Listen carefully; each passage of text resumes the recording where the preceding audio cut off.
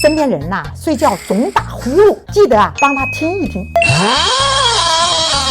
这种情况先别担心，人啊没事儿。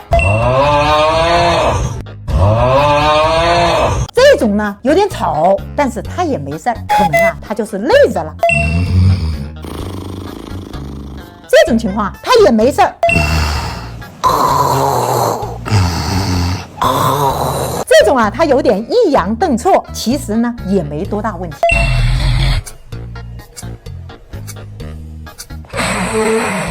如果出现这种情况，可能啊要赶紧送医院了。